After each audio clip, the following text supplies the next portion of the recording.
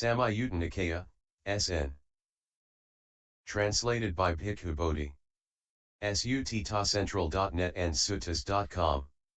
011, SN.2.21-SN.2.30. 3 Various sectarians SN.2.21 Shiva Sutta, Shiva thus have I heard. On one occasion the Blessed One was dwelling at Savatthi in Jeta's Grove, Anathapindika's park. When the night had advanced, the young deva Shiva, of stunning beauty, illuminating the entire Jeta's Grove, approached the Blessed One. Having approached, he paid homage to the Blessed One, stood to one side, and recited these verses in the presence of the Blessed One. One should associate only with the good one should foster intimacy. Having learnt the true Dhamma of the good, one becomes better, never worse. One should associate only with the good one should foster intimacy. Having learnt the true Dhamma of the good, wisdom is gained, but not from another. One should associate only with the good one should foster intimacy. Having learnt the true Dhamma of the good, one does not sorrow in the midst of sorrow. One should associate only with the good one should foster intimacy. Having learnt the true Dhamma of the good, one shines amidst one's relations. One should associate only with the good one should foster intimacy. Having learnt the true Dhamma of the good, beings fare on to a good destination. One should associate only with the good one should foster intimacy. Having learnt the true Dhamma of the good, beings abide comfortably. Then the Blessed One replied to the young deva Shiva in verse. One should associate only with the good one should foster intimacy. Having learnt the true Dhamma of the good, one is released from all suffering. The deity Shiva says one should associate only with the good, and this will lead to happiness. The Buddha adds that associating with the good leads to the end of suffering. SN.2.22 Kema Sutta, Kema. Standing to one side, the young deva Kema recited these verses in the presence of the Blessed One. Foolish people devoid of wisdom behave like enemies towards themselves. They go about doing evil deeds which yield only bitter fruit. That deed is not well performed which, having been done, is then repented. The result of which one experiences weeping with a tearful face. But that deed is well performed which, having been done, is not repented. The result of which one experiences joyfully with a happy mind. The Blessed One. One should promptly do the deed one knows leads to one's own welfare. The thinker, the wise one, should not advance with the reflection of the carter. As the carter who left the highway, a road with an even surface, and entered upon a rugged bypath broods mournfully with a broken axle 3. So the fool, having left the Dhamma to follow a way opposed to Dhamma, when he falls into the mouth of death broods like the carter with a broken axle. The deity Kema utters a series of verses in praise of good deeds. The Buddha responds with a simile for someone who departs the path of the good. SN.2.23 Sari Sutta, Sari. Standing to one side, the young deva Sari addressed the Blessed One in verse. They always take delight in food, both devas and human beings. So what sort of spirit could it be that does not take delight in food? When they give out of faith with a heart of confidence, food accrues to the giver himself both in this world and the next. Therefore, having removed stinginess, the conqueror of the stain should give a gift. Merits are the support for living beings when they arise in the other world. It is wonderful, venerable sir. It is amazing, venerable sir. How well this was stated by the Blessed One. When they give out of faith, when they arise in the other world. Once in the past, venerable sir, I was a king named Sari, a donor, a philanthropist, one who spoke in praise of giving. At the 4 gates I had gifts given to ascetics, Brahmins, paupers, wayfarers, mendicants, and beggars. Then, venerable sir, the harem women came to me and said, Your Majesty gives gifts, but we do not give gifts. It would be good if, With your Majesty's assistance, we too might give gifts and do meritorious deeds. It occurred to me, I am a donor, a philanthropist, one who speaks in praise of giving. So when they say, let us give gifts, what am I to say to them? So, venerable sir, I gave the first gate to the harem women. There the harem women gave gifts, and my gifts returned to me. Then, venerable sir, my Katiya vassals came to me and said, Your Majesty gives gifts, the harem women give gifts, but we do not give gifts. It would be good if, with your Majesty's assistance, we too might give gifts and do meritorious deeds. It occurred to me, I am a donor. So, venerable sir, I gave the second gate to the Katiya vassals. There the Katiya vassals gave gifts, and my gifts returned to me. Then, venerable sir, my troops came to me.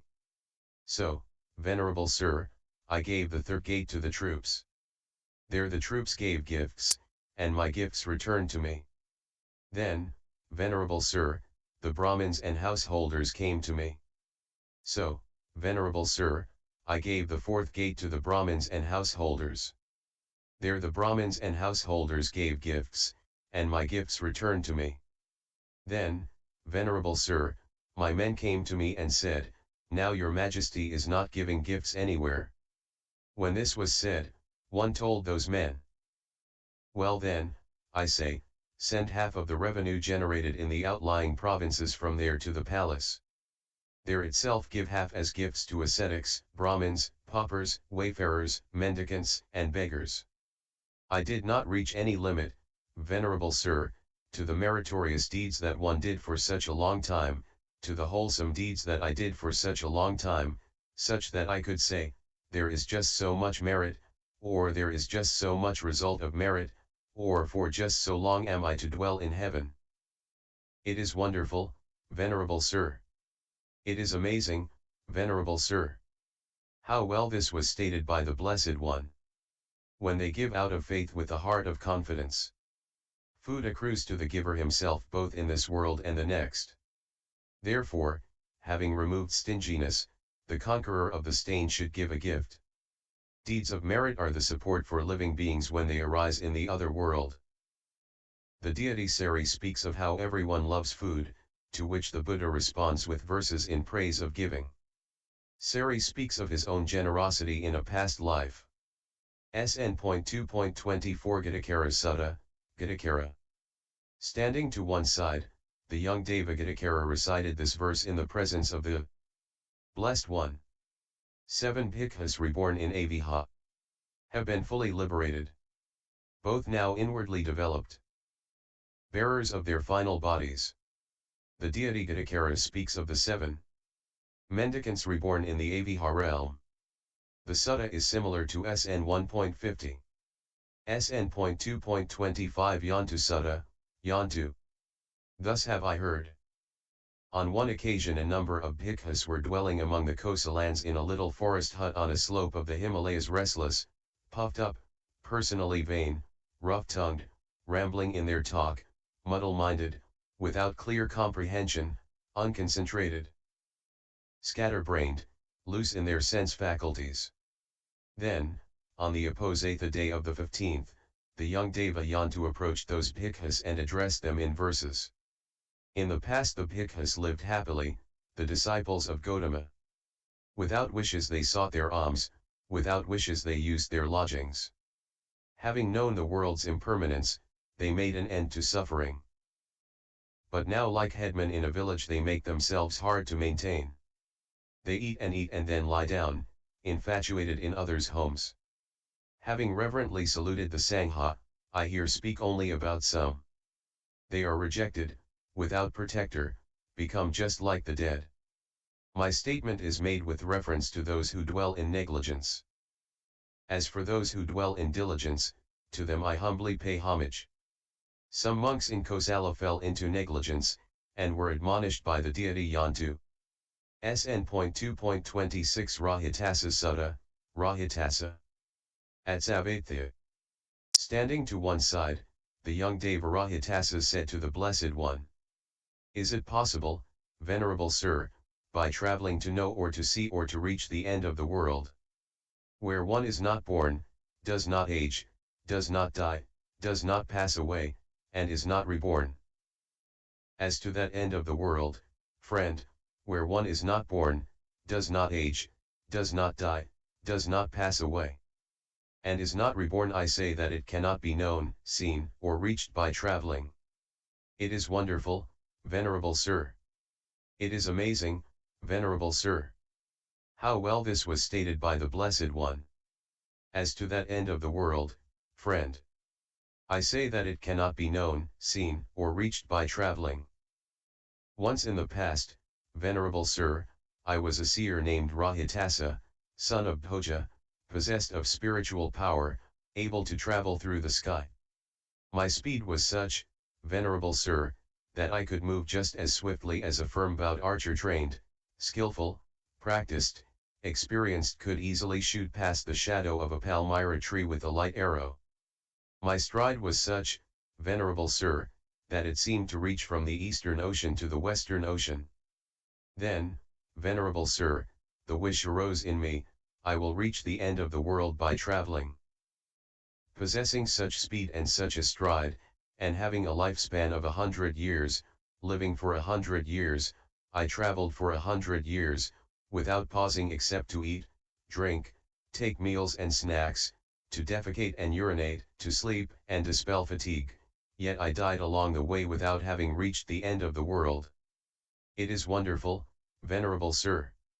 It is amazing, venerable sir.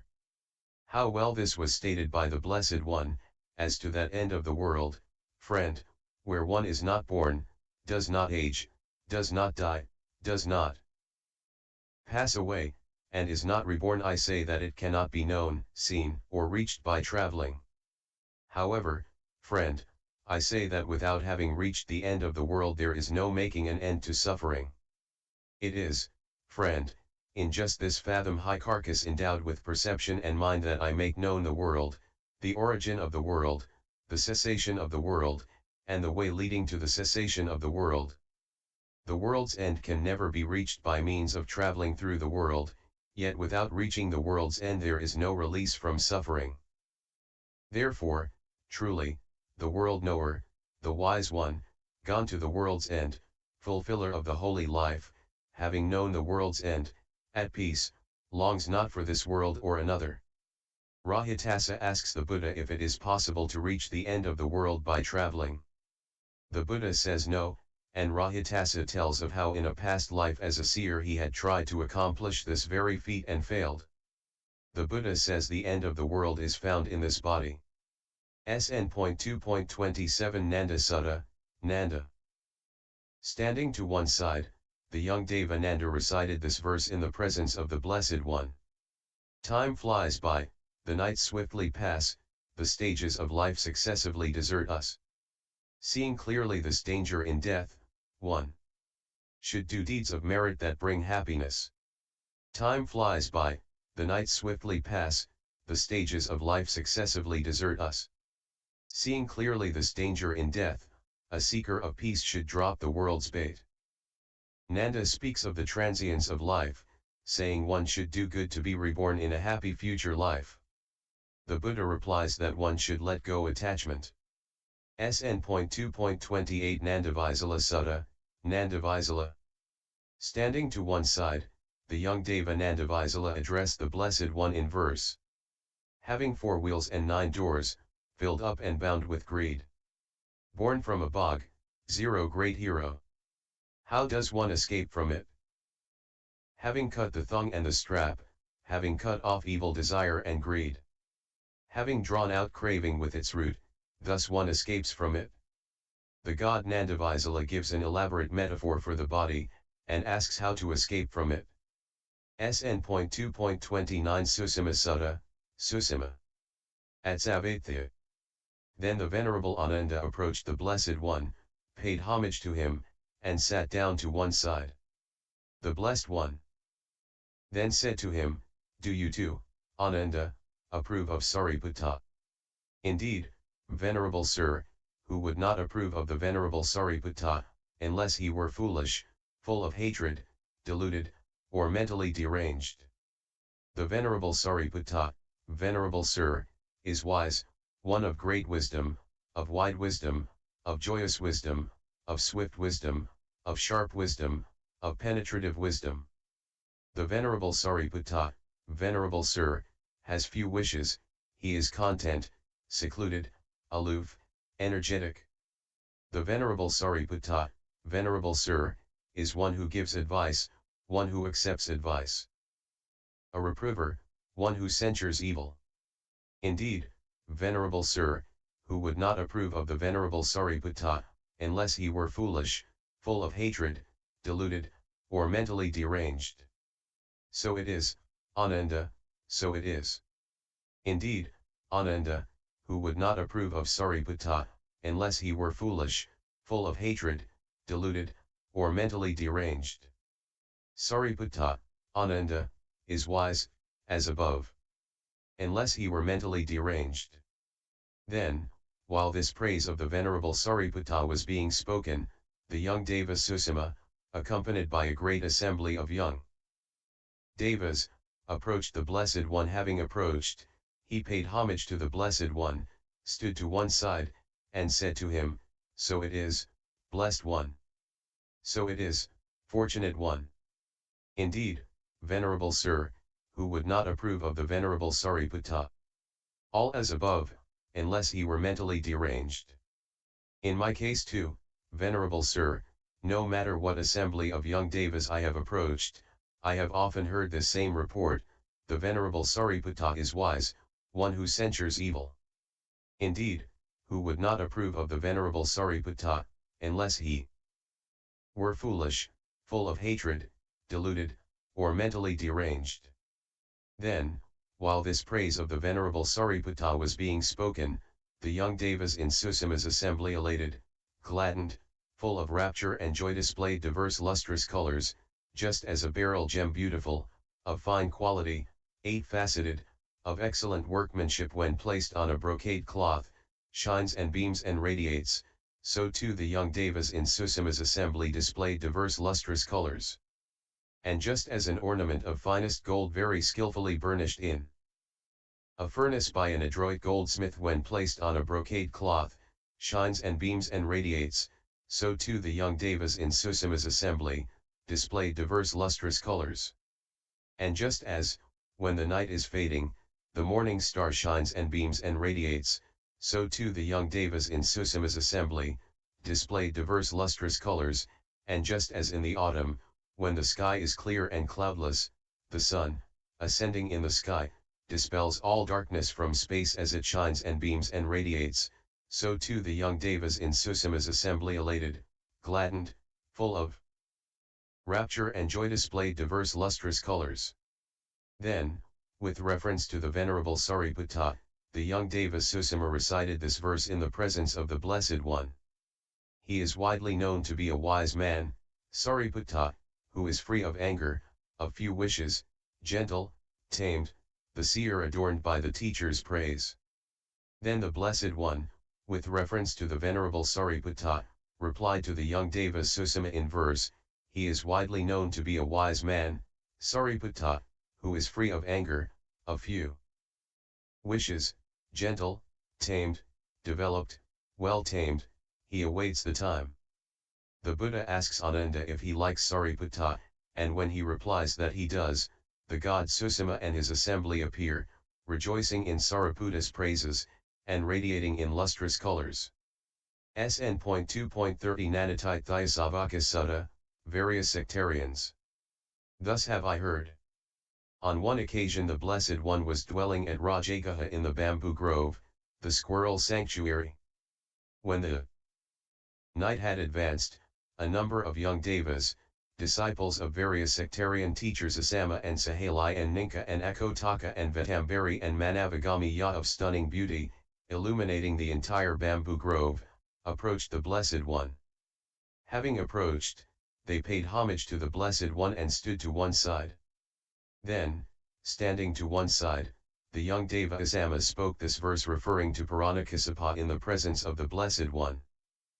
In injuring and killing here, in beating and extortion. Kassapa did not recognize evil nor see any merit for oneself. He indeed taught what is worthy of trust, that teacher deserves esteem. Then the young Deva Sahali spoke this verse referring to Makhali Gosala in the presence of the Blessed One. By austerity and scrupulousness he attained complete self-restraint. He abandoned contentious talk with people, refrained from falsehood.